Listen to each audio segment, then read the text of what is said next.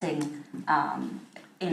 around IEPs and 504s and all that. Is there anything in this that addresses, that stipulates that they spend a certain amount of time with actual mental health evaluations? Well, it does have provisions for doing evaluations, but also providing services, so it does add that aspect to it. And I think part of the problem is when there are so few evaluations, maybe all they get through. So this contemplates adding a larger ratio so they have time to actually do some services, but I don't know what this isn't a bill like the counseling bill that says you have to spend 80% of your time directly. And to follow up, currently in code, we have ratios, and I'll use the example of school nurses. I think it is for every 1,000. I think that's the ratio. Yes. Right. But we're staffing our nurses at a ratio of 1 to more like 1,500.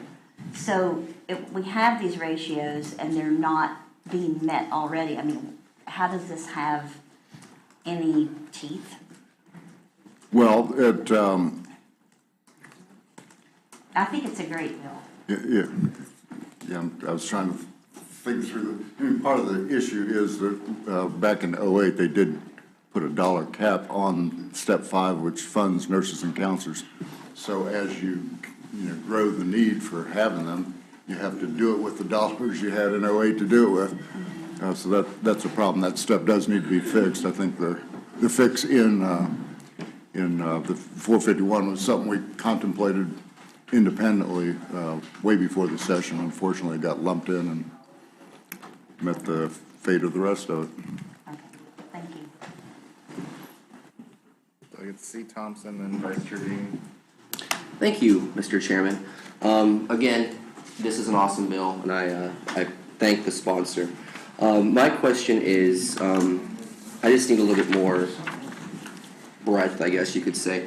Would this necessarily, the way this is written, would it provide services so if the child has been, maybe when they were in utero, exposed to drugs from their mother and they have possible mental, emotional, behavioral health issues, would this, the way it's written, provide for them? Because we're starting to see children now coming up to the elementary grades that have been exposed to drug use, and they have problems. Would this work for them as well? Well, I wasn't on the interim committee that developed this bill. In talking with the lead sponsor, that's exactly the problems that a lot of schools are starting to face, and having personnel out there that are professionals to work with those types of children is what's needed. Mm-hmm. And would this also work, say, if the child wasn't exposed, but maybe their parents or their guardian or whomever, someone in their family is going through drug addiction and they're experiencing depression and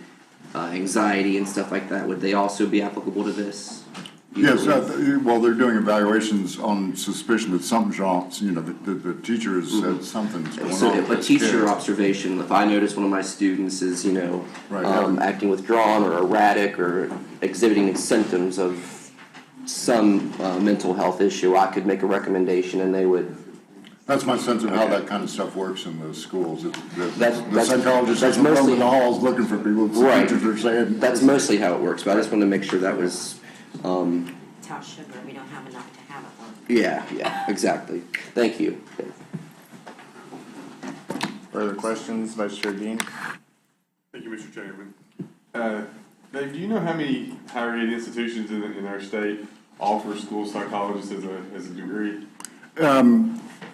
I do not. We talked about that with proponents of the bill. I don't recall a specific number of institutions that offer that. I think putting this kind of ratio in there, they're going to have to beef up production to reach that, which is why we have those alternatives, particularly for counties like Pendleton, Pocahontas, or Gilmer, who are below 1,000 students.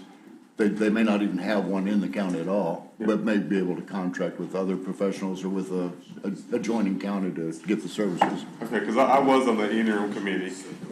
Would the gentleman yield? Yes, sir. Number of graduates of psychology programs by graduating class, 2017, 2018, 533. Do you want the colleges? No. Really, the number is what I was looking for. Yes. So that was in-state institutions down there? Yes. Okay. Thank you. That's Are right. those masters degrees? Those are just psychologists. But is that a master degree? Or is that Is that an what you're doing? Okay. Is there discussion, oh, actually. Blake Hornbuckle? Thank you, Mr. Chair.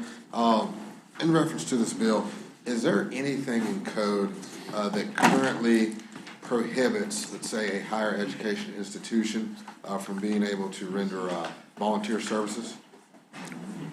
There's nothing in this bill that addresses higher education institutions one way or the other. I'm not sure what the, So the reason I asked that, I know there was a teacher back home at Cabell Midland that was wanting to, they had some Marshall students in psychology and social work that wanted to come out and help, but I believe there was some type of contract that prohibited them from doing that.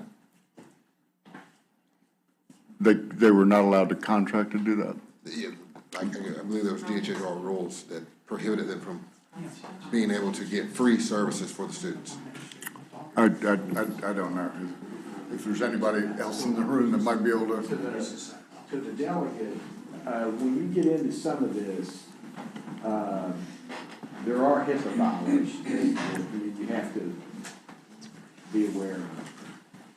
So you probably would have to be an employee of the county school board contracted in order to have the non-disclosure agreements. Because when you get into talking about administering mental health care, there's some issues. Thank you. Further questions? If not, are there amendments? Delegate Evans? I don't know if there's anybody in the room that can answer this, but I was looking at the numbers here that Delegate Atkinson has, and these are numbers of graduates of psychology programs. Yeah, so I missed. Now, they're not necessarily registered psychologists. My own daughter graduated from Concord with a psychology degree, but unless she goes back to a program in a master's degree level, she's not going to be able to be licensed as a psychologist. So I think these numbers, really don't represent what's really out there. I don't know about, would the gentleman yield? Sure. Does Mingo County have a psychologist? We do. She is actually our special ed program director. So all she gets done is just testing and then run the special Right. ed department. She's not she does no counseling services. Yeah, that's why I'm asking, because I think that would you agree that we may have an issue coming up with these numbers of psychologists? Because I know a lot of counties, they have to contract, and they may work an 8-hour day, and 2 hours of that may be driving to a county, and 2 hours driving home. So the amount of time the kids are actually getting is limited, and their services may be limited to just testing. And you would agree with that, sir? Yes, sir, I would agree with it. That's why I proposed the question. I was on that interim committee when we talked about this issue, and there's several counties who don't have school psychologists at all right now. I think there's just a handful of counties that had multiple school psychologists where they may be free to be able to do those things. So I think it's excellent that there's a delay in starting this, and it may cause, you'd hope, after hearing yesterday the number of students we're losing, I don't know if we can ramp that up that quick or not. Was it 21-22? Is that what it was? Yes, I believe it. Yes. 21-22, correct. Yeah, 21-22. So I'm not sure we can ramp that up. It scares me. I love the bill, but are the people going to be available? And again, I don't know, Mr. Chairman, if there's anybody in the room that'd be able to address that, but it's a need, no question. But I just don't want to put another testing specialist in a county. So would that be? I don't know if there's anybody in the room that can even address it, but. Delegate Doyle? Thank you, Mr. Chairman. In line with that, I believe there are people here from DHHR, and they might have the answer to that. So when we're finished with the analysts, maybe they could get up. Okay. Any further questions for Dave? Delegate Lavender-Bell? I actually have a question. I think that the sponsor might be able to answer. So Gentleman yield? Yes. you have another bill about loan forgiveness. Did that have to do with school psychologists? It was for people in the mental and behavioral health field going to rural areas of West Virginia, and if they stayed in West Virginia after 5 years, if they applied for the scholarships, stayed in West Virginia after for 5 years, they would have their loans forgiven. And so would they be included in that school Yeah. psychologist? Okay. Yeah, And- you'd have school, you'd have all support help would be included in that. Okay, okay, And that bill is presently in the Senate. okay, thank you. Further questions? Seeing none, I believe Delegate Evans or Delegate Doyle may have a question, if DHHR may be able to answer it. Welcome to come up to state your name and your title, and then I will do the oath. Christina Mullins, Commissioner for the Bureau for Behavioral Health at DHHR. Thank you. Please raise your right hand. Do you solemnly swear or affirm testimony you shall give should be the truth, the whole truth, and nothing but the truth, so help you God? I do. Thank you. Delegate Evans? Thank you for being here. I'm sorry, I missed your name. Christina Mullins. Ms. Mullins, thank you so much for being here. Do you know the requirements for being a psychologist? Let's assume people you work with that are. Do you know where they've been to school, what they've... So you typically have to have a master's degree or above That's what I was thinking. and graduate from an accredited program with that emphasis. The state of West Virginia, and as commissioner, I assume you work all around the state. Can you give me an idea of what the number of psychologists we have in West Virginia, maybe how many counties may have issues? So there is a lack of them. I can tell you how many current practicing school psychologists we have right now is 129-ish. When I did the presentation in December for interims, that's about where we were. With caseload standards, recommendations at about anywhere from one psychologist to 500 to 700 students, we would need about 266 more to at least hit that 700 mark. So the numbers in this bill, are they realistic? With the current workforce, I think we would have difficulty meeting the requirements in the bill.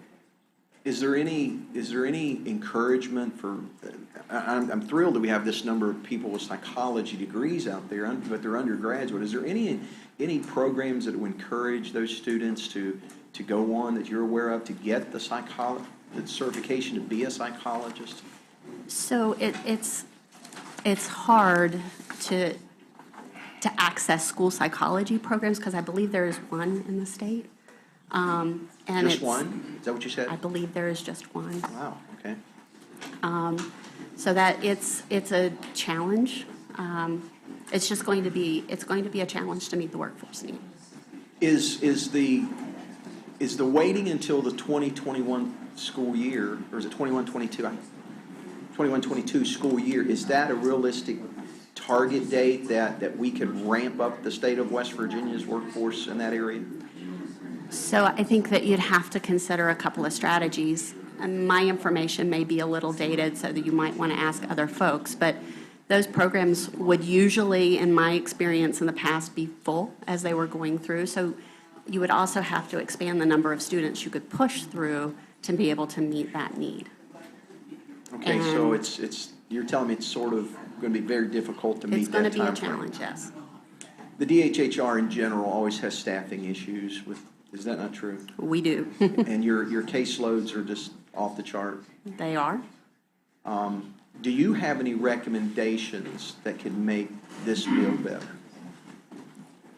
I love it. I think it's great. We need these mental health counselors. So my recommendation, going back to the presentation that I made at interims, I don't think it's a one discipline approach. I think that we have to draw on all of the disciplines to be able to meet the needs. I think that school psychologists have a very, when they're in the schools, in my experience, the testing needs are overwhelming. There's often backlogs, people on wait lists to get those testing done. So people are are really using their skills, and they're the only ones with the ability to do that testing. I mean, that is the psychologist's role, in addition to other things that they can do to meet mental health needs. But when they're the only ones who can do the tests, they tend to get drawn in to do the testing. So from my perspective, you really have to draw on all of the people who are qualified to deliver mental health services. I think that makes excellent sense. And actually, you addressed my next question, and I do appreciate that. So I was going to ask you, what percentage of the current workforce was just tied up in the testing that had, like for gifted, for example. I mean, that takes forever to get a kid tested for gifted, and the psychologists have to do it. So do you have any idea what percentage of the day that the actual... I have no idea on that. I'm sorry. Maybe someone else in the room would know, but I don't know what percentage of the day. When I was working in the field, it means testing was what you did most of your day. Testing and writing the reports. I mean, writing the reports takes a lot of the time, too. Do you know what percentage of counties do not have a psychologist? I don't have that information in front of me, and Is it a small number, significant number? I really medium? don't know. Okay. All right, thank you, Ms. Mullins. I think your testimony is very eye-opening. Thank you. Delegate Zukoff? And thank you for being here. Do you know, does DHHR ever contract with service providers to provide counseling in the schools? I know years ago, for instance, in our area, Northwood Health Systems used to go directly in to the school, but they don't do that any longer. So we have a program that is grant funded by the Department of Health and Human Resources in partnership with the Department of Education called Expanded School Mental Health, where we're not in all schools, we're in about 23 or so schools where they're partnering with comprehensive behavioral health centers or federally qualified health centers to deliver mental health programming in schools. There's a basic prevention tier, and then there's kind of a medium risk, and then the high risk tier is a billable service that gets billed to insurance. Okay. I'm just thinking out loud, expanding programs in at that level, because then the counselors went and met with the kids in the school system where they could, they felt safe and it was a different environment. Thank you. Delegate Jennings? This is in the younger grades. Is there a class that teachers can take that would kind of be the first step, for like a psychology class for like first, second, and third grade that would help the students, but we could tell the teachers if they would go take this class that maybe it would benefit in their pay so that they could help out. I'm not aware of a specific class like that. Or how many hours would that have to be, or?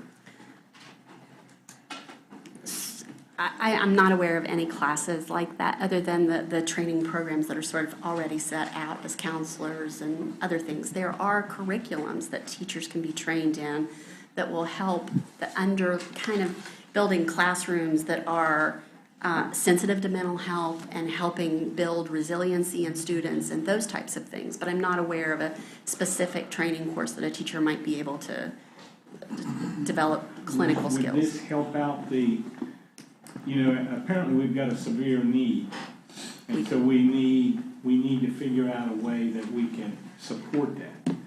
I think any programs where we can train teachers to think about building resiliency and coping with ACEs and using those prevention curriculums is a good first step. And also having, where we can, expand the expanded school mental health curriculums available and building those things around the teachers. I think sometimes we expect them to be superheroes, and they too need the extra supports. Thank you. Yes, thank you, Mr. Chairman. Thank you, ma'am. How big of a shortage are they across the state of psychologists? So, based on the conversations I've had with the comprehensive behavioral health centers, we're short on all of the clinical service providers statewide. Rural areas is no worse than the other areas. It's a statewide shortage. We're really having a big problem, and the agencies that pay better are the folks who tend to have more, and folks with less resources have less What's the clinical average providers. pay for a psychologist? In the, I'm not 100% is there a sure difference about in the that. school system than they are in DHHR or any other fields? You're going to see agencies that serve higher risk populations making less money. Do you think the increase of pay would encourage? Of course. Pay always helps. I think that, I do think that it makes it more attractive when folks think that they can make a living. One of my concerns has been equity for mental health in the same way that we have for physical health. I don't think we, in general, pay our mental health practitioners for what we need from them. Is in the school system, is the need more in the school system than it is in any other field in the state, such as DHHR? I think that the need is so big, it's just a gaping hole for all of us. We all are desperate for social workers, we're desperate for counselors, we're desperate for all of these disciplines across the board. The children are no exception, but so are the folks that are struggling with substance abuse disorder and all of the mental health conditions that are out there as well. In your opinion, or how can I say this? What do you think would encourage more teachers to go back and get a psychologist degree? I have no idea. I really. The money, the bonus, the state paying for it. I think that an attractive salary will help across the board. Okay. Thank you, Mr. Chairman. Further questions? Seeing none, thank you.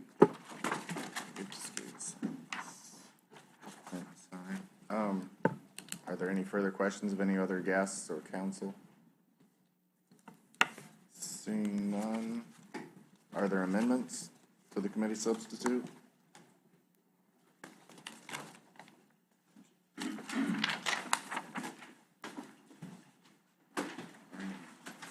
don't have any here. amendments, okay.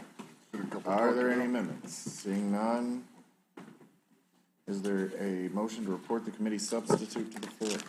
Mr. Chairman, I move to report committee substitute for House Bill 2397 as amended to the floor with the recommendation that it do pass. Is there discussion on the bill? Delegate Evans. I love the bill. I'm excited about it. But I'm concerned that if we say they shall employ these people by 21-22, we're going to tie some hands. I absolutely love it. I'm going to vote for it. But I just don't know where these people are going to come from. Thank you, Mr. Chairman. Further discussion, Delegate Lavenderbaugh. Thank you, Mr. Chairman. I just want to say that I too love this bill, and I think it is a step in the right direction. I think there are things further down the road that we can craft to better support it. As the sponsor mentioned, he has a bill that's already made it over to the Senate that would offer loan forgiveness for graduates of programs that would fit this requirement. So I wholeheartedly support it, and I thank you for introducing it. Delegate Eastman Burton. I also want to support this bill and thank you for your crafting of this bill. I have some concerns with the capacity of being able to hire what we need, but I think it's a step in the right direction, and I will support anything that goes in this direction. Thank you. Delegate Doyle. Thank you, Mr. Chairman. I too think it's a good bill and we should pass it. Delegate Atkins. I'd like to thank you.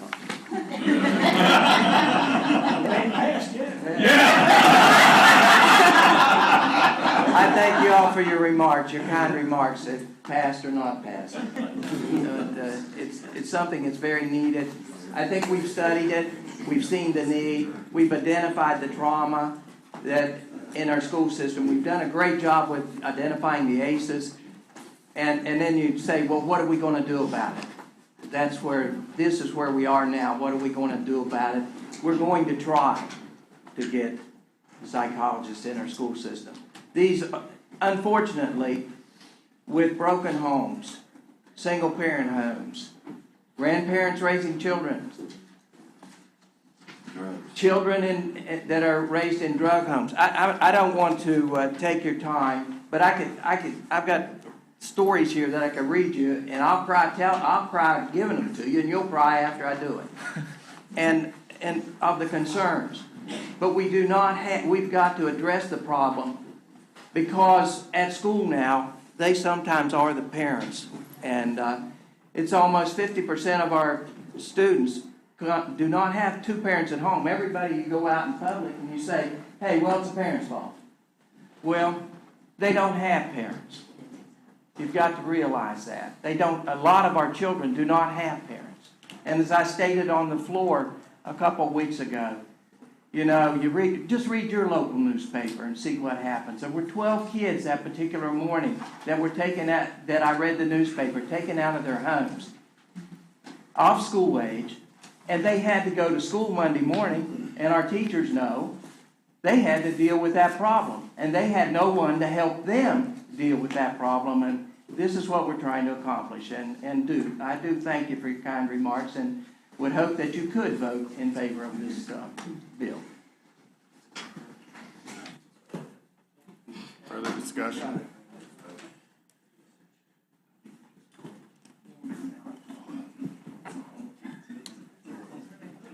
Hearing none, Vice Chair Dean moves to report committee substitute for House Bill 2397 to the floor with recommendation that it do pass. All those in favor signify by saying aye. Aye. All those opposed, nay. Ayes appear to have it, the ayes do have it. To declare the bill passed. Committee substitute for House Bill 2397 will be reported to the floor with recommendation that it do pass. So, Open source? yeah, that's fine. I was just, hold on one second. All right, Josh.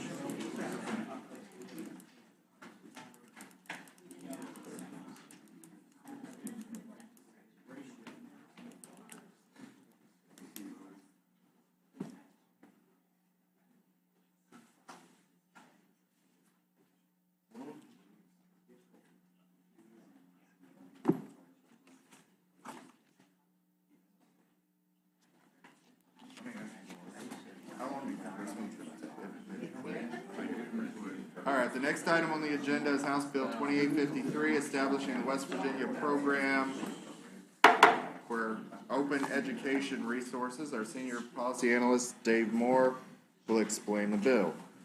Thank you, Mr. Chairman. This bill requires the Library Commission to establish the West Virginia program for open educational resources.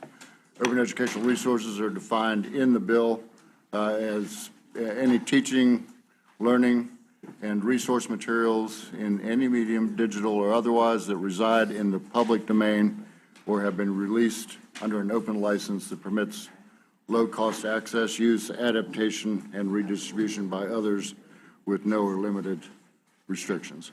The Library Commission is to do that in consultation with the Higher Education Policy Commission, the Community College Commission, and the State Superintendent of Schools to do a number of things: ascertain what open source resources are currently being used, to identify materials associated with the core courses and that are readily available, to identify impediments which interfere with the selection and use, to identify potential sources to potential grants, and propose competitive application system for faculty and institutions to use open source resources, establish digital and publicly accessible database for the material, develop strategies to leverage further open resource material, and report to the legislature and the legislative manager, the governor, and the chairs of the respective House and Senate Education Committees by July 1 of each year. The bill has a fiscal note attached, and it's from the Library Commission. I think it's about $200,000 was their cost, $205,000. And some of it's startup cost to employ a person to do it. And apparently they've got some space problems over there. They want a new cubicle. Mr. Chair, that's an overview of the bill. Again, this is one of those issues where my expertise is limited to the knowledge that I took my daughter to college the first day and took her to the bookstore and bought things when she came back for her second semester, I was going to write her a check, and she said, no, I can get that cheaper than other places. And I gave her the check anyway for being honest. But we do have younger people here that have been through it recently. Mr. Chair? Thank you. Delegate C. Thompson? Thank you, Mr. Chairman. So my understanding of this, I don't know, this is just hopefully correct, but is this essentially just kind of gathering a centralized location where teachers and higher education could both, they could put units, they could put lessons, they could put methods, they could put anything that could be utilized across the state all together in one place where all the educators could. That was my sense of it. The key operational thing is that database. You got to go out and find the stuff, right? What's available, and get it in the database so people can access it more easily, and potentially a grant program to encourage it. So this would be open to any public school educator or higher education, like professor. Well, again, yes, that's a database that publicly accessible. So this publicly accessible, so would this be available to people in other states or people from like homeschooling, or who would this be available to? Well, publicly available as something that the state has done, I think is publicly available. To any? So, yeah, because you're contemplating students, I think, using it when they get in those college courses and need things. It's not just educators or college, a lot of it's the students or the homeschoolers or anybody that wants to do it. Also, a teacher, like I wouldn't be required to put my stuff onto this database to be shared with everybody else. I don't know how that kind of licensing, that proprietary information is. I don't think there's anything that requires a teacher to put their lesson plans out there. Well, not lesson plans, but like, like when teachers pay teachers, you can put like a lesson out there, and you can other teachers will pay for it. Right. But or you can put it out there for free if you would choose. This is essentially what I'm thinking this is that you could put your lesson out there that other teachers could like pick up. Am I correct in that? Yeah, you could. I don't know if there's any requirement. Again, I'll defer to the lead sponsor, who is much younger and knows more about open source kinds of stuff than I do. I still buy library. I still go to the library for books. Before I leave the committee, may I? It's a gentleman yield. Yeah. Thank you. I'm sure you just heard. Is that what the basic gist of your bill is? Yes, it's simply it's just a library online. That's all it is. There's no one required to upload anything. It's just these different resources that are available statewide. There are a lot of libraries throughout our state and rural communities. This simply says that people have the option to have some of these resources online. No one's required to do it. Library Commission will oversee it. Just something to make life a little bit easier for college students and really all students. But also like pre-K, kindergarten, elementary. Yeah. Okay. No further questions. Rohrbach. Thank you, Mr. Chairman. Was the lead sponsor bill continue to yield for question? Yep. Yeah, the gentleman yields. Okay, thank you. How does this work, say a textbook, say you're taking a college class and there's a textbook, but obviously that textbook has copyright. I mean, it's copyrighted, that would be a violation of copyright laws just to start distributing that for free to everyone. How does this work in regards to those type of materials? So these are thank you for the question. These are not any copyrighted materials. So, you're not able to just take a screenshot of a copywritten textbook and distribute it. That's not what this is. These are obviously that's what our college students would like to do then. Right. The reason that we actually had we actually studied this during interims last year. That's how this began. It began with several conversations with WVU's student body president and their student government, working with the Library Commission and other groups. And it was originally intended just for college students, just so they can use these online resources as opposed to buying a $300 textbook that they're going to use once. But we realized that there are tremendous cost-saving measures at the K through 12 level. As you know, we have I believe it's a 6-year cycle for textbooks in the K through 12 school system. And so by having this would allow us to get around some of those costs. And WVU predicted it could save up to $10 million every six-year cycle, if not more. The savings would be the WVU or would be the public schools? All. So everything from K through 12 to college students and professors, savings could be in millions of dollars, if properly incorporated. Okay, well, thank you. Thank you, Mr. R. Thompson. Thank you, Mr. Chairman. When I read this, it immediately sounds like a fantastic idea. Would the gentleman continue to yield? I thought about it from a history perspective. I teach history, and there are so many public domain sources on Google Books and the Library of Congress, Library of Virginia. Is that part of the intention to be able to consolidate those public domain sources into a central location so that all? That is the intent of this. So obviously, where those documents are already uploaded to other sources like the Library of Congress, we cannot just copy and paste that onto our own site. But it is my intention for this to also be kind of a nexus point for all these other sources. So there would be links on this program for Library of Congress. So you can have all the Library Commission would then be able to take all of these other sources, upload it to this program. That way everyone would have a single point of reference. Thank you.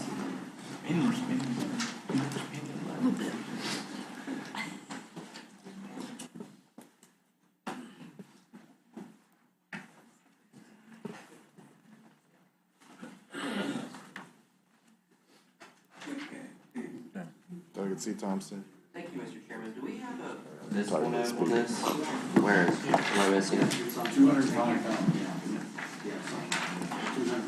Oh, okay. Mine was, I didn't get, I don't know if I did, it's lost. No, it's okay.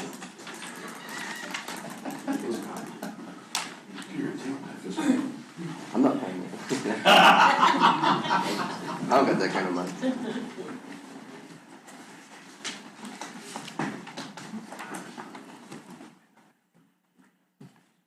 Further questions? Seeing none,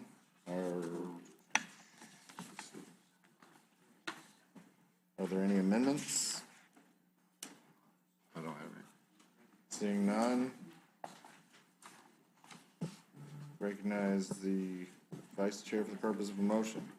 Mr. Chairman, I move to report House Bill 2853 to the floor with the recommendation that it do pass. All right. Is there any discussion on the bill? Delegate Higginbotham. Thank you, Mr. Chairman. I'm a little biased, but I think this is a good bill. I was in college for 3.5 years. I went to the University of Charleston many, many years ago. And I will tell you that I once bought a $300 textbook for a political science class. Everything in it was publicly available already, from the Constitution to the Bill of Rights. I spent a lot of money on it, and I didn't open it a single time the whole semester. And so having a program like this would give college students and also folks in the K through 12 system the ability to access these already available resources, publicly available resources, in one central location, making it simple for referencing, for essays and studies, and also helping our teachers and homeschoolers, everybody, find the information that they need in a very, very simple way, and in a place that is credible. So it's not Wikipedia. These are actual resources that are, in many cases, peer-reviewed, and I believe will help education just a little bit. So I encourage passage. Is there further discussion? Delegate Doyle. Rule 49. For 10 years, between 1973 and 1983, I sold college textbooks for a living. We were dinosaurs back then. The gentleman's book would have cost $29.95. You could have as you did the 10. If we had a time machine, the gentleman may have a point. I'll accept the ruling, but I'm gonna vote for it. Doug Evans? I won't ask for a 49, although I taught from textbooks for 35 years.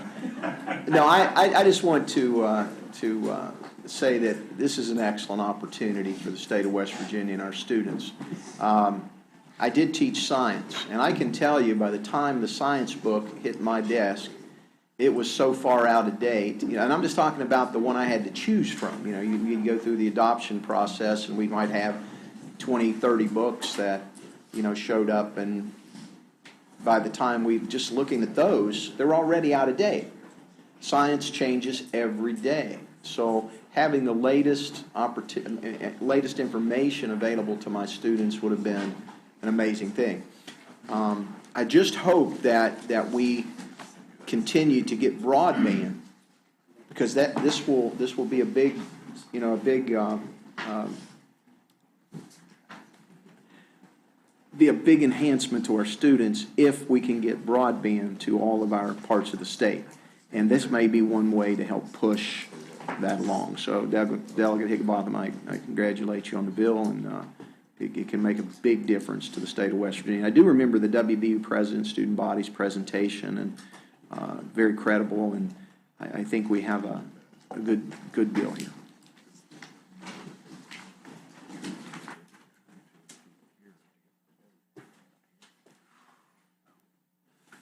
Vice Chair Dean.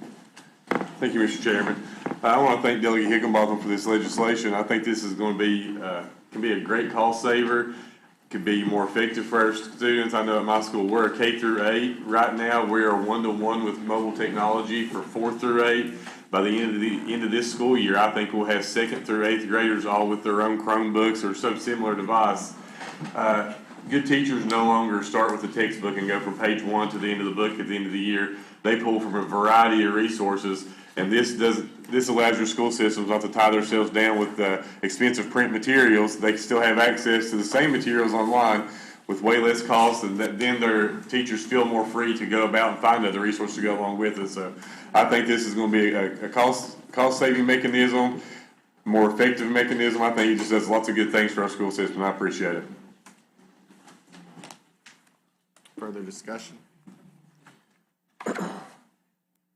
Seeing none, Delegate Dean moves to report House Bill 2853 to the floor with recommendation that it do pass.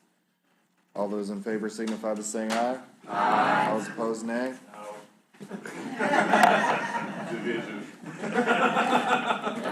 Ayes appear to have it. The ayes do have it. House Bill 2853 will be reported to the floor with recommendation that it do pass. Thanks, Dave. Oh, well, what is it? It's in this first. Yeah. But it doesn't matter. What company are they from? You need them to Yeah. really do. So, next item. We could do this B1 again, finish that. After this, okay? Yeah. Next item on the agenda is House Bill 2586, providing programs to train firefighters and emergency medical technicians. Ask the council to explain the bill. Thank you, Mr. Chairman. This bill requires the Community and Technical College Education Consortium in each planning district to offer in at least one location in its districts programs of study for firefighter, firefighter 2, or an EMT, and it provides that they be established by September 1st, 2021.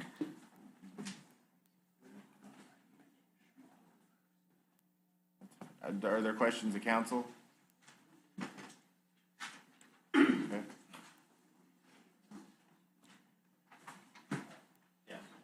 Recognize Delegate Higginbotham.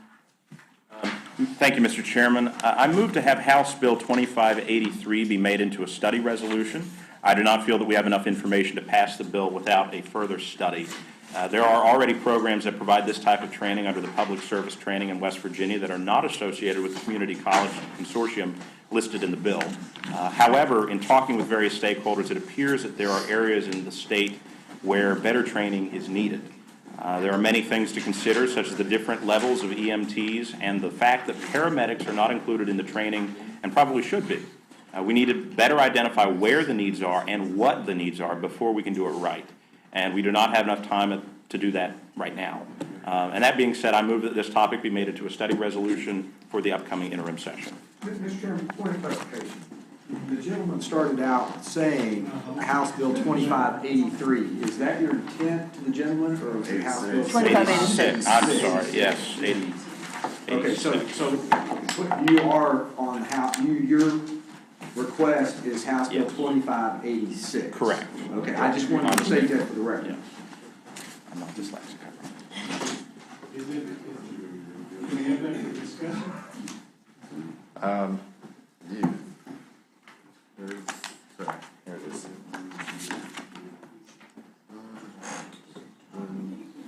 It's debatable, sure. Yeah, I don't know if there's actually technically a motion there. It's a debatable motion. I just want James to talk about it and see. Is there discussion, Delegate Doyle? Yeah, I was just actually going to ask if the one sponsor who is here would take the floor and so we can see what he thinks about this motion. Delegate Jennings? Okay, the reason we want to do this, we have got such a severe shortage of EMTs. And especially West Virginia is one, if not the most rural state in the United States. And it is very dependent on people knowing how to be EMTs out in the counties where it's real rural. When things happen, like you fall out of a tree or if you get hurt, you are at least a half hour away or longer from tertiary care. And by having the opportunity for more people to learn to be EMTs and firefighters, and our firefighters, we're losing firefighter volunteers all over the state. When you're driving up and down the interstate, you want to think, if I get in an accident, who's going to get me out of this vehicle? And we are losing these people all the time. This is just saying these are not real expensive courses. They could be worked with WVU, come in, they'll send in instructors. The bad thing about EMT courses right now, because for the book, the testing and everything, it's right at $850 per person. To be a volunteer, who's going to pay that? The reason we didn't include paramedics, that's a 2-year course. It's an associate's degree. It takes 2 years to get through paramedic. We are hoping by inspiring, we didn't want to push your luck, in other words. And we were hoping to inspire people, once they become EMTs, that's a continuation to be a paramedic. You have to be an EMT first, and then move on. Yeah, Mr. Chairman, if I could continue to ask questions of the sponsor. I take it from what you said that you would prefer we take the bill up rather than send it to a study resolution right now. I'm just, yes, because I'm just trying to impress on everyone the importance of this, and the longer we wait, the harder it is. Okay. You know, the more in trouble we're getting. Mr. Chairman, I would suggest that in discussion on the motion that at the very least, perhaps the gentleman might ask unanimous consent to withdraw his motion now so we can discuss the bill. Then at the end, if he still thinks we ought to send it to a study resolution, he can make it again.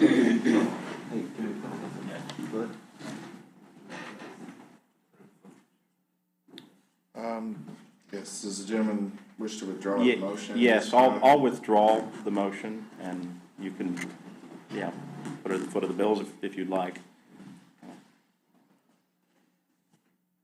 Okay. Yeah, we could, with, I guess it's not, is it unanimous consent to move it to the foot of all bills, or is it? I think it's just up to me, isn't it? Oh, yeah.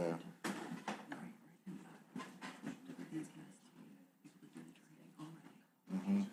Okay, tell Josh and.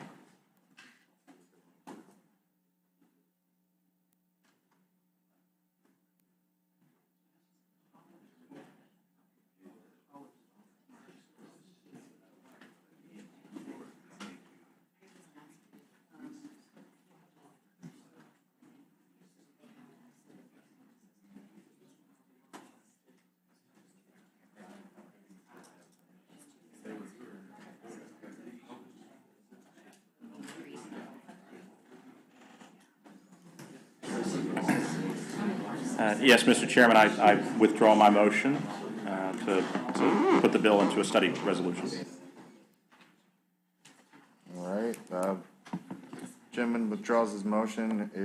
Are there questions of council? Delegate Doyle? Yeah,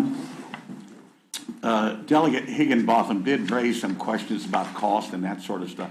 Do you know, council, do you have any idea about what this might cost? And if not, I might ask the sponsor the same thing. So here's what, this bill is putting this on the Community and Technical College Consortium, and I don't believe that's necessarily the right place to put it, number one. We have some people here from the West Virginia Department of Education, it's not the technical, it used to be Reese's, they have a new name now, and they do the training already throughout the state. And I think it would be best for you to hear from them and for them to tell you what they do currently. Mr. Chairman, at the proper time, if we can have that done. Is there any further questions of council before we ask the guests to come up? Seeing none. Welcome to go ahead and come up and introduce yourself and your title, and I will administer the oath. Go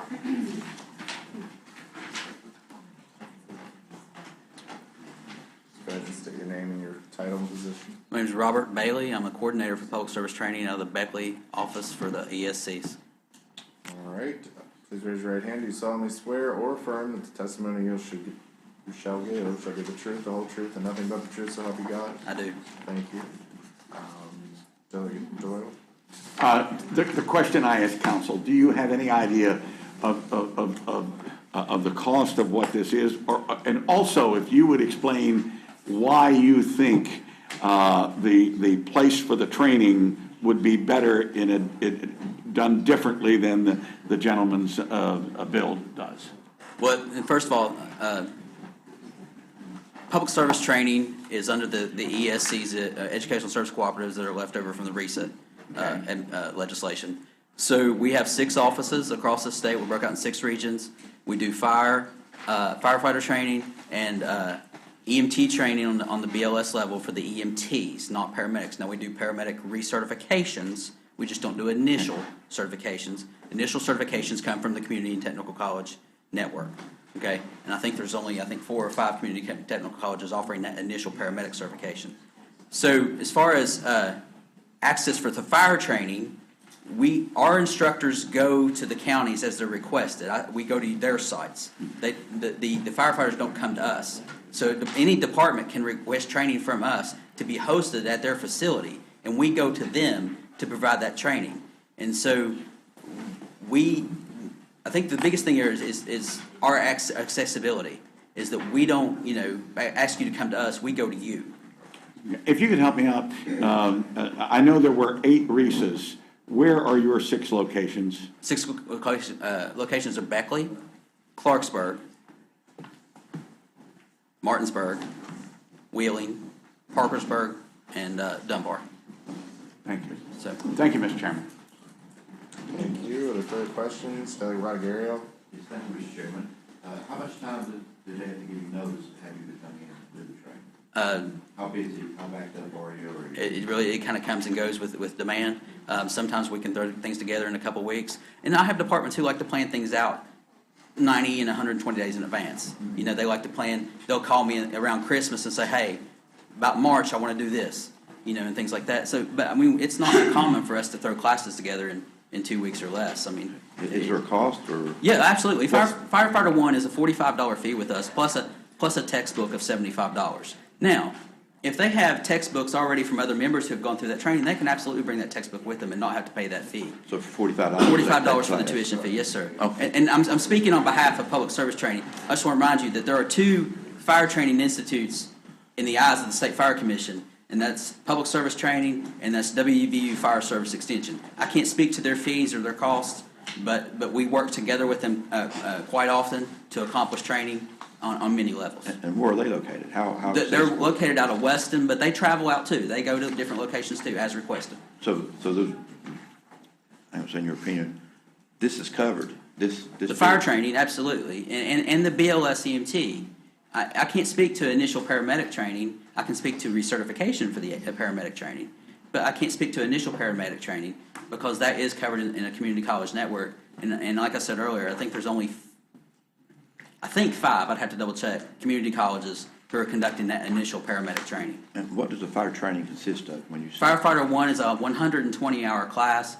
80 hours of that is Firefighter 1, 34 hours of that is hazmat operations, and another 6 hours of that is first aid and CPR. And those are, that's what is needed to be able to get on the truck. We have broken that down into a modular format in the legislature passed an opportunity for the Fire Commission to run pilot projects, and we've been running a pilot project with them, and we've taken that Firefighter 1 120 hour and broke it down into modules, into a 4-module format. And so the Fire Commission is entertaining the idea that, they average about 30 to 34 hours each, but they've entertained the idea that if they complete at least Module 1, then you can start running calls. And then you get your Module 2. And with each module, you gain more abilities and more skills that you can perform on the fire ground. How often are you guys used? How, are you going out weekly or? I'm busy. I work a lot. We all work a lot. I mean, we run a lot. We, not just, we do fire, EMS, hazmat. We do a lot of first aid, CPRs. We do a lot. But our 6 offices collectively train over 35 to 40,000 people a year in various and trainings. Retraining. Yes, trainings, retrainings. How often do they retrain? Firefighters? Yes. Once you obtain that Firefighter 1 certification, there's nothing in code or rule that says you have to recertify in the firefighter field. Okay, thank you, sir. Yes, sir. Thank you, Mr. Chairman. They can table his bill. He don't need that bill. Try to finish up with questions, Delegate Jennings. Yes, how much is the cost of an EMT class? EMT class right now in a classroom style setting, traditional setting, is $300 plus a $110 book, and that's EMT B basic level. And plus National Registry testing? Yes, they will have to pay those fees on their own through National Registry testing. And how much is? I don't know the exact dollars. I do not, sir. I do not. I don't want to quote you a figure and it be wrong. What's an estimate that you think it is? Probably with their state certification and National Registry, it's probably somewhere from 80 to 140, somewhere in that range. So, and you got to understand, that's not my governing body. That's the West Virginia Office of Emergency Medical Services. We do the training. We don't do the certification. Is one of the problems is getting people to take the test, to take these classes because of the length of time it takes? Isn't that one of the problems? I can't speak for an individual's personal reasons. Are we losing volunteer firefighters across the state? I don't dispute that we have a issue with members and departments obtaining members and getting members to stay around. I don't dispute that. And one of the problems is the length of time. 120 hours is a lot of class time. That's a lot of weekends, isn't it, that you have to spend there to get volunteers that Saturdays and Sundays? It can be set up in any format that department requests, whether that's evenings, weekends, every other weekend, just every other Saturday. We'll do any format, and so will WVU, that department requests. And like I mentioned earlier, the module format, too, is broken down into 4 quadrants where they can do it and then start running calls after they've completed Module 1. Do they have to take another class before they can take auto extrication? As of right now, yes, but that eventually, once a certain rule is open, that will be changed. How many hours is that class? 34 hours and then plus another 16 for the Auto X. And so that's on top of the 120? Right, or they can take a 40-hour Firefighter 2 and have their Firefighter 2 certification and meet the standard to be able to run auto extrication tools. So They can do either or. Either way, Yes, sir. You don't have to take the core class? No, they take Firefighter 2 and gain their Firefighter 2 certification, and Firefighter 2 meets the standard, and the Fire Commission has said that regular over and over and over. The Firefighter 2 meets the standard to be able to run tools on a rescue. But I thought they had to take the first modular before they could get on the truck. It's in 2 different options. If I complete the whole 120 hours, whether I did that through the traditional 120 hours or I did that through the 4 modules, okay, then I can take a 40-hour Firefighter 1 or Firefighter 2 and meet the standard to run rescue tools. The biggest thing in this bill is, do you feel that if it was opened up to the young people while they are at these technical schools, maybe learning another trade. This would be another option they could go to, and it would, while they're there, they could get this training. I absolutely agree. And that would help out our first responder problem we have in the state. I agree, and that could happen today. That's what we're trying to accomplish here, is by opening it up so while these people are already in classroom settings, they have this option so that we can get more people trained. That was the purpose. But I'm one of your instructors. Okay. And we're just trying to get more people, making it easier so we can get these, that's all I was attempting to do. Right, and Delegate, if I may, I mean, the Career and Technical Center, there's already a few in the state doing this. And they can, any of them can do it. All they have to do is ask us to work with them to get a certified instructor. That's what I'm wanting them to do, so we spread out all over the state to help us all out with first responders. So in a sense, to force their hand to some degree. Okay, I follow. I'm just confirming, so.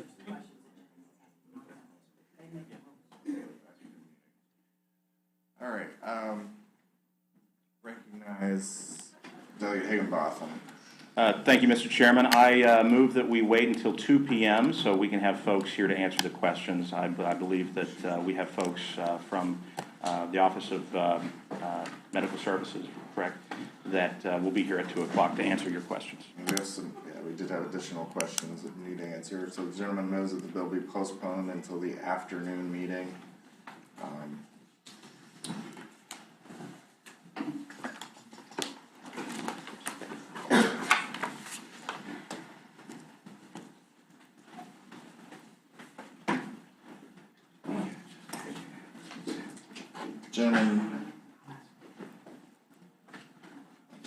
Gentleman's moved to postpone the bill to the afternoon meeting. It is debatable. Is there any discussion on the motion? Seeing none, all those in favor signify by saying aye. Aye. All those opposed, nay. As appear to have it, the ayes do have it. The bill will be moved until consideration in the afternoon meeting. Where's Dave?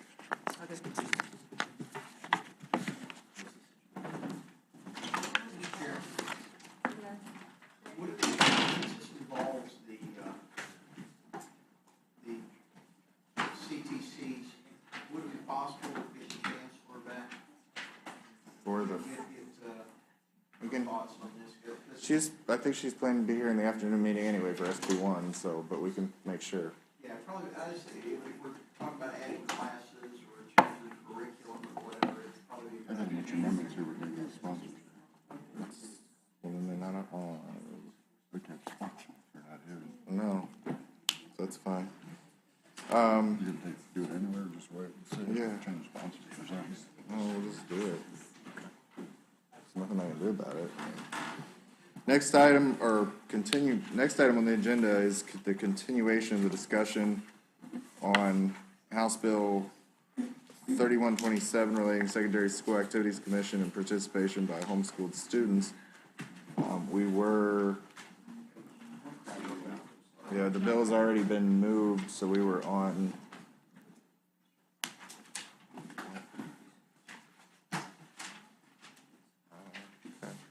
Already?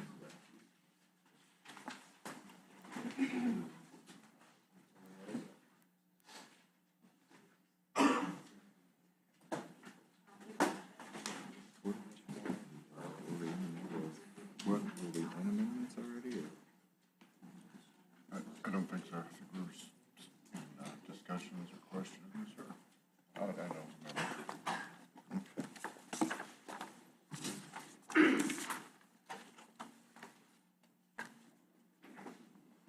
All right, so yeah, I think we had finished up questions of Dave, but are there any questions of council on the bill? Seeing none, are there any amendments to the committee substitute for House Bill 3127? I think we already have.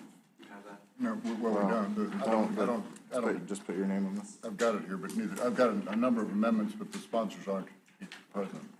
So, well, ones that aren't, well, can't move them, so. There's an amendment at the desk from Delegate C. Thompson. Would you like to explain the amendment or have council read the amendment? Council can read the amendment. It's adding a new subsection, subsection C, notwithstanding anything to the contrary in this section. Persons enrolled in private parochial church or schools operated by a religious order shall not be permitted to participate or enroll in extracurricular programs, extracurricular activities, or sports teams that are offered or sponsored by or engaged in by the public school where the person is authorized to enroll in curricular or academic courses, programs, or activities pursuant to this section. All right. Are there questions on the amendment? Delegate Doyle? Yes, thank you, Mr. Chairman. There's a gentleman here wearing a collar that I think might be able to help explain this amendment. I wonder if we could listen to him. Delegate Doyle has asked for questions of someone from the audience. If our guest would like to come up and introduce yourself. Any objection? Yeah, with unanimous consent. We still have a question for council. Okay. We will get questions from anybody with us after we are done with questions of Dave. Delegate Evans? What does this amendment really say? Legalese there.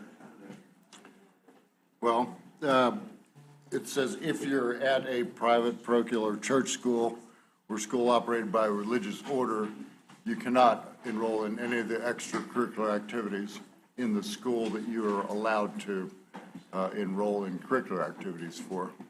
So well, sports is the big one, I guess, that we're talking about here. If there's a team in the public school, you can't participate in that even if your school doesn't have one. So it cuts it off. The enrollment in a religious school prohibits any enrollment in any extracurricular activities, whether or not your school has that activity or not. That's within the district or public. Right. Well, the one the one that you would attend because of your attendance area. So if I Charleston Catholic, Right. so if I'm enrolled in Charleston Catholic, I could not run track at Capitol High School even though I live in the district for Capitol High School. Is that what that says? Correct. Okay. Delegate Dickey? I'm very sympathetic to the amendment. Council, could you just explain, is there a constitutional issue with this amendment in regards to West Virginia Constitution provides for public free education for all West Virginia residents? Is there a possibility with this amendment, are we interfering with the church in telling the folks who are certain religious order or whatever cannot participate in a public education that's a right by the Constitution? I'm afraid of constitutionalities in this whole thing. Right.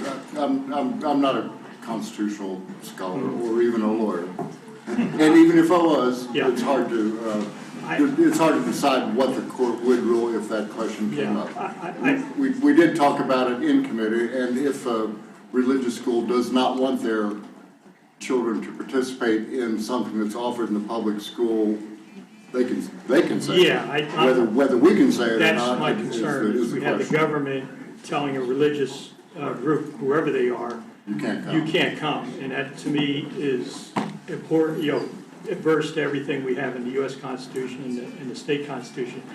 I would prefer that the private school, whatever they are, as a prerequisite of coming to school, that they have on their form saying you cannot participate in public school. That way, we don't have the government involved in telling the church what they can't do.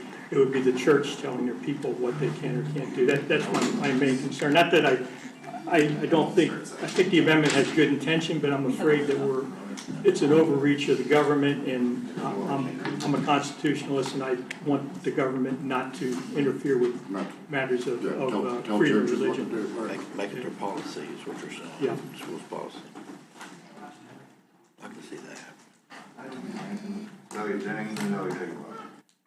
So you're saying that this could simply be done by the private school saying, you're not allowed to do this, and then we wouldn't have to worry with it any at all here, and make a state statute to not allow, blanket the whole state. If an individual private school said, we don't want you to do this, they could do that as their terms of enrollment? Well, yeah, sure, it's a private school, they set their own rules. If you want to come here, here's what you have to abide by. And certainly the question we did discuss earlier is, can the state, or should the state, prohibit people who've made the decision to attend a certain school from not participating in anything that's offered by the state as a public school program. Thank you. Elliot Higginbotham. Mr. Chairman, I move the question. Or I call the question. Point of order. There's been no motion. Gentleman, Elliot Thompson, move to amend the bill. Okay. Can I then inquire of the chair?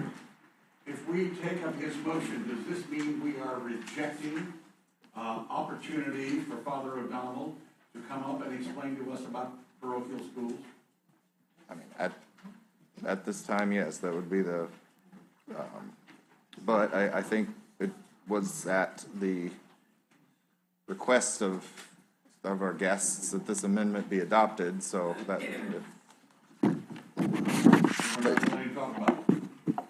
that would be the, what would occur if the motion were to pass. So, the gentleman has called the previous question. All those in favor signify by saying aye. Aye. All those opposed, nay. No. Ayes appear to have it. The ayes do have it. The question has been called. I called that one. Where is? All right. So, question before us is on adoption of the amendment by Delegate C. Thompson. All those in favor will signify by saying aye. Aye. All those opposed, nay. No. Noes appear to have it. The noes do have it to declare the amendment rejected. Are there further amendments to the committee substitute for House Bill 3127? Yes, sir. There are none at the podium. Yeah.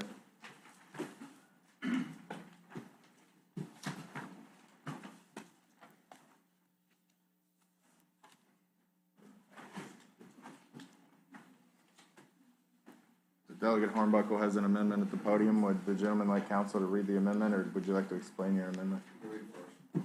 Delegate Hornbuckle moves to amend the bill on page 2, section 25, by striking out lines 38, 39, and 40.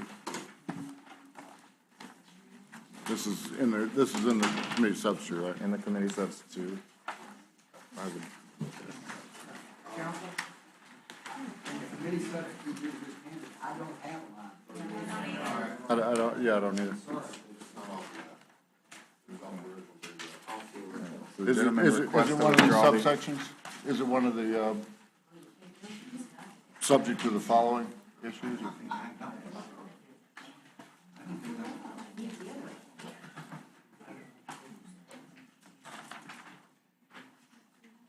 Do you want to reform it, or does the gentleman figure out where it is? Withdraw the amendment.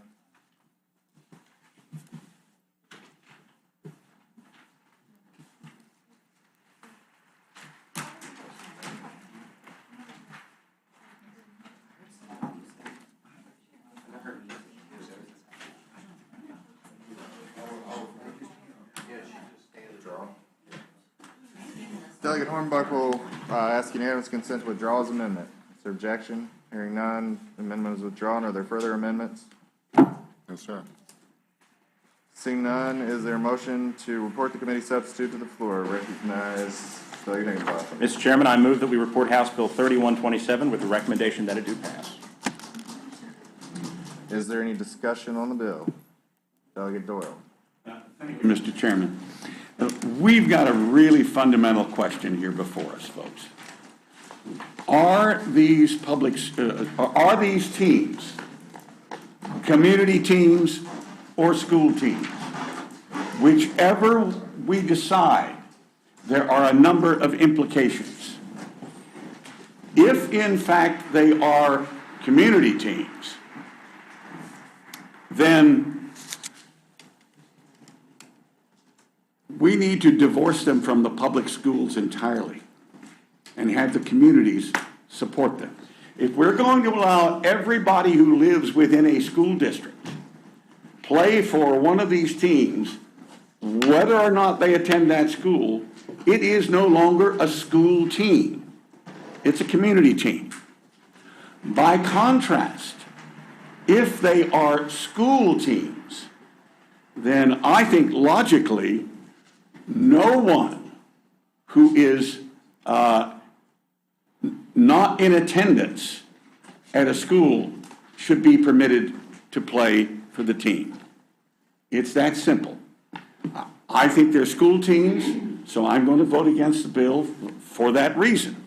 And I think this is one of the reasons that I was going to vote for, that I voted in favor of that amendment we had. I think logically, I think there are alternatives.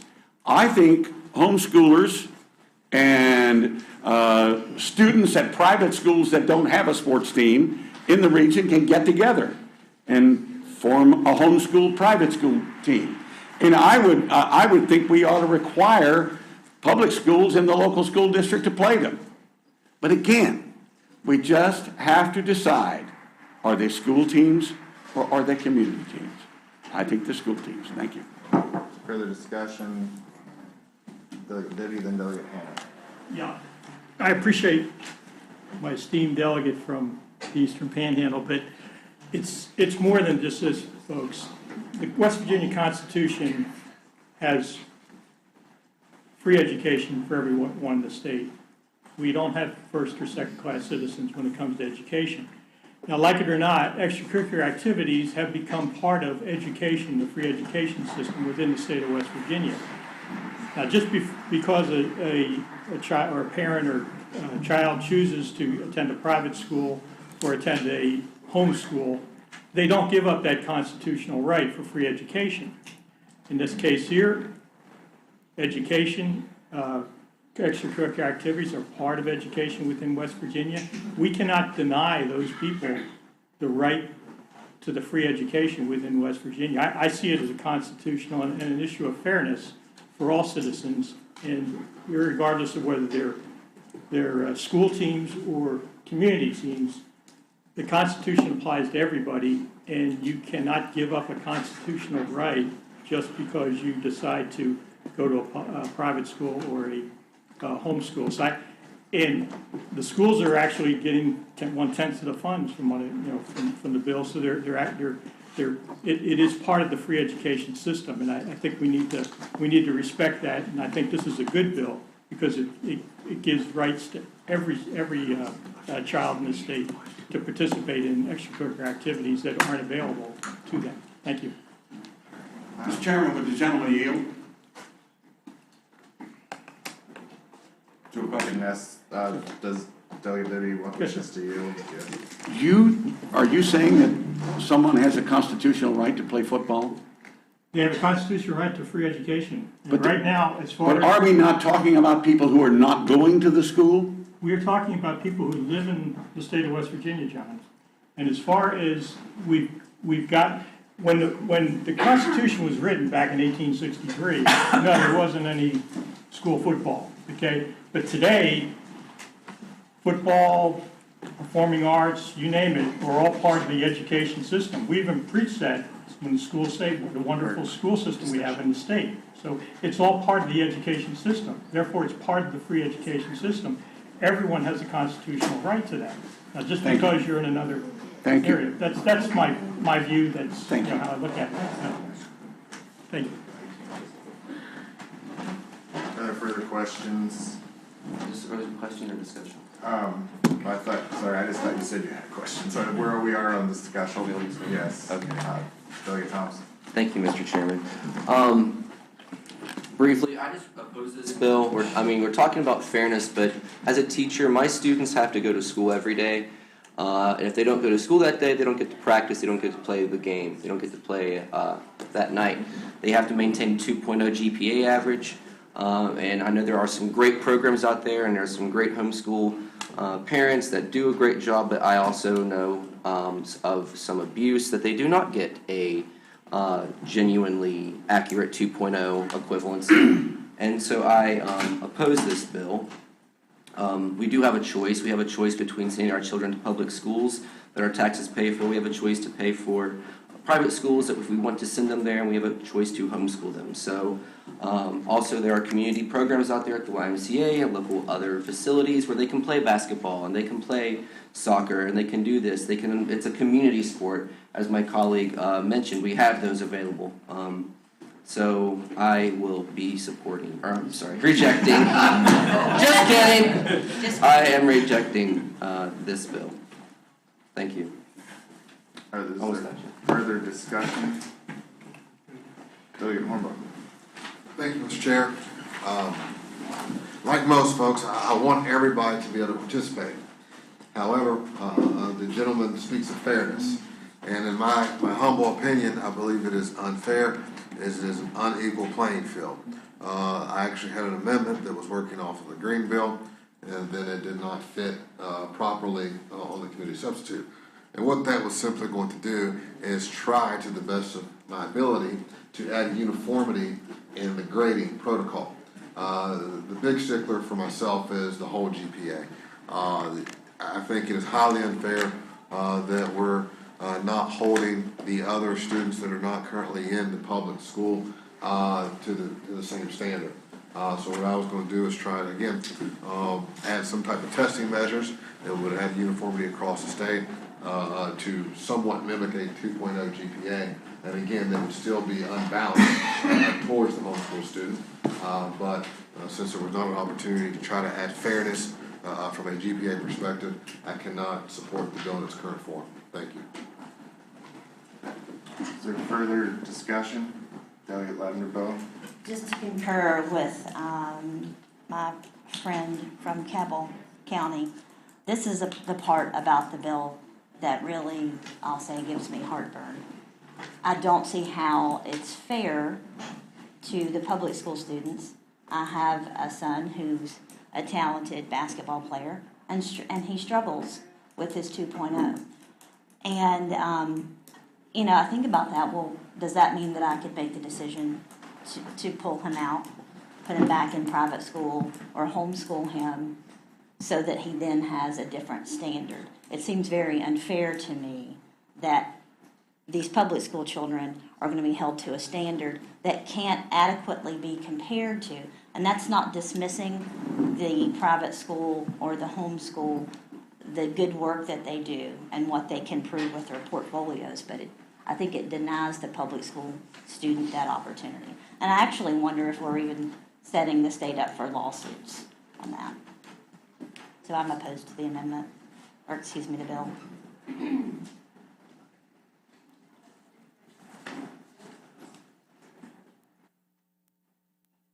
Further discussion? Delegate Campbell. Thank you, Mr. Chairman. In a state Supreme Court case in the last decade, Jones versus Marion County, our state Supreme Court ruled that extracurricular activities in this state are a privilege and not a right, and I will vote no.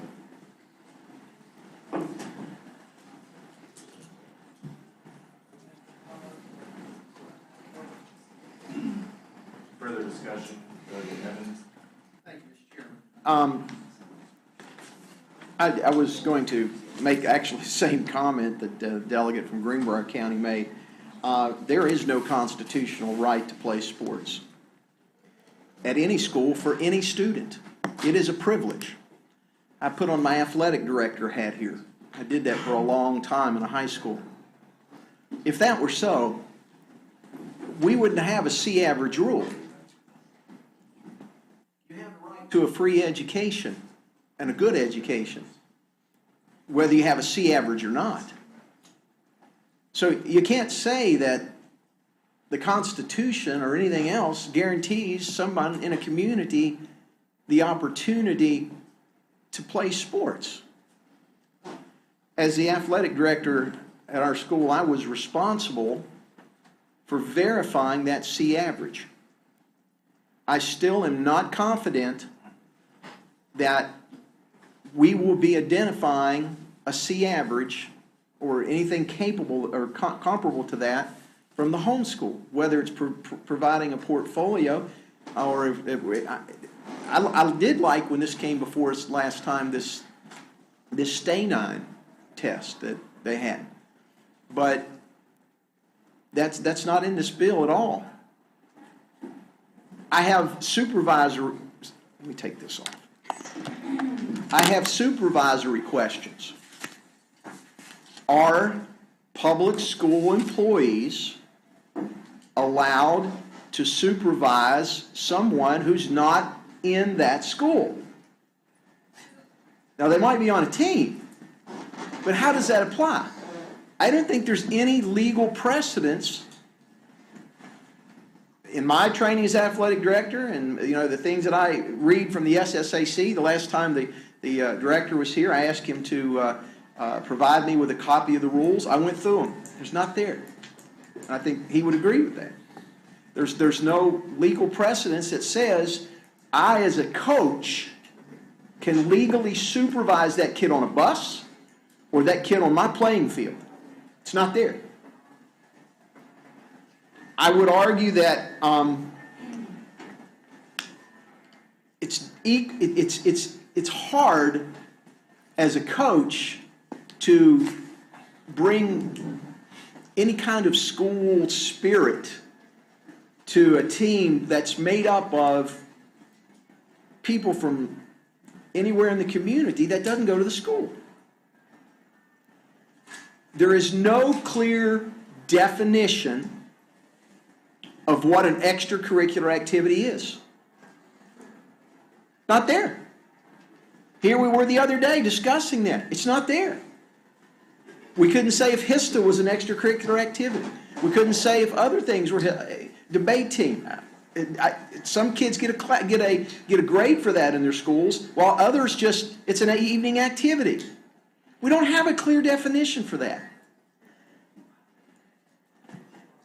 Our academics in the public school are not good enough for some homeschooled students, but yet our teams are.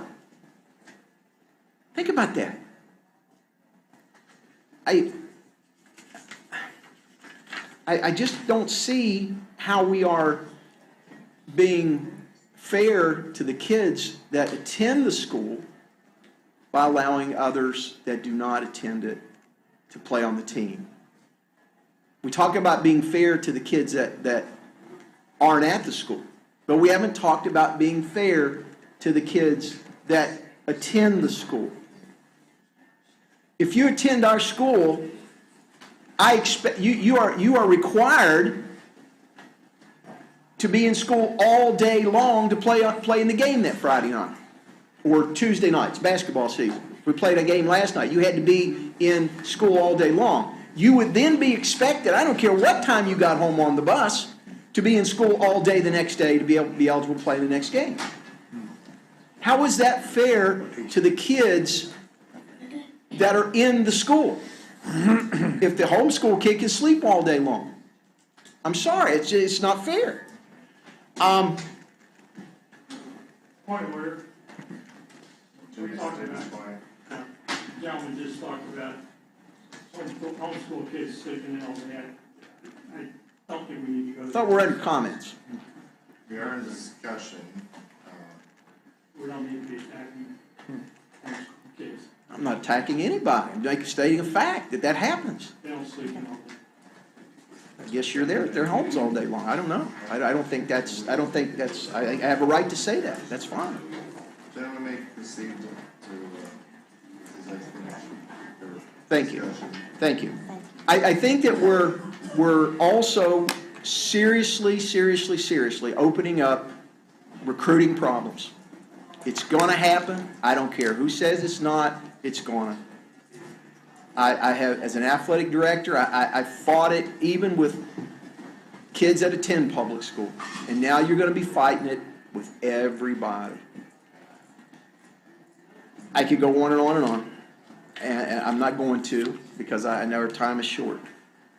But it's just not, I'm opposed to this entire bill. Thank you, Mr. Chairman. Recognize Delegate Higginbotham. Mr. Chairman, I move we recess until a time stated on the floor. Delegate Higginbotham has moved this committee stand in recess until a time announced on the floor. All those in favor, signify by saying aye. Aye. All those opposed, nay. No. Division. Division has been called. Did you rule on whether or not the ayes had it or nays had it before they called the division? No, I didn't say anything. No, it doesn't matter. I didn't. If I would have called it, then it would have been over. So, division is. Point of order, Mr. Chairman. Is the motion, do you need to make a motion to even recess? I mean, I think as chairman. No, I mean, yeah, the committee can stand at recess. So, yeah, technically a motion isn't required, so committee stand at recess until the time that we announce on the floor.